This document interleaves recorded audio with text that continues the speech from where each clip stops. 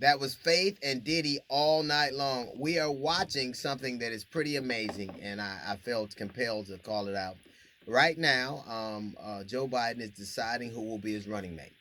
Yesterday, 100 black men sent a letter, 100 influential black men decided that send a letter and said that it should be a black woman.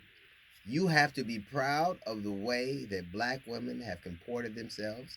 And I think we as black men could learn so much from them. They are on the brink of the seat of power. We have asked for a seat at the table. They are making one, their own table. And not with bellicosity, and not with arrogance, and not with saber rattling. They are doing with insistence and grace. And they're going to have it their way. They're insisting the most disruptive, constant force in the world is water. All the time you think it's standing still, it is changing the whole landscape, and that is exactly what they're doing.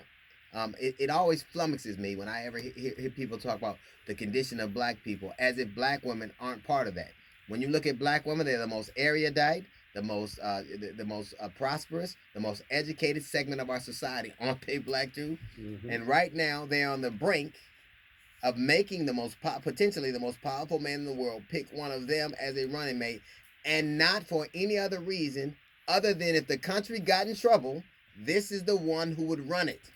This is the most important vice presidential pick in decades, and specifically, it is because of black women's insistence and power. They vote consistently at the highest levels in the country. They ask and demand and now are getting what they want. And I'm telling you, we as black men could learn a lot from them.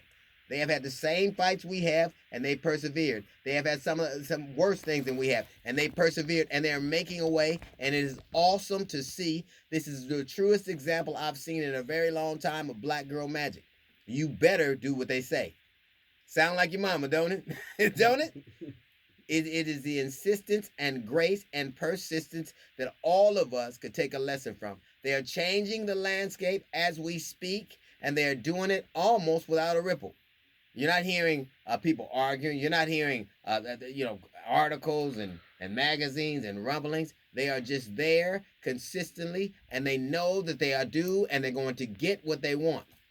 And I am so proud of you. I'm proud of the way that you have comported yourself. I'm proud of the way you've had your hair tie. I am proud of the way you are leading.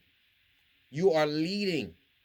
And I, as a man, and I know a lot of other men feel the same way, am proud to watch you. And we hope that we learn from you and we can take your place.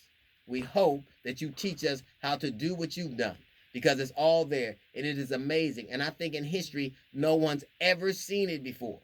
So take your bow and be as gracious as you always been. And hopefully we'll be saying Miss Vice President pretty soon because of your insistence. Bravo, ladies and gentlemen. Bravo, ladies. All right, that's a little note from the GED section. We got the Jazz Report coming up in 15 minutes. It's the D.L. Hughley Show.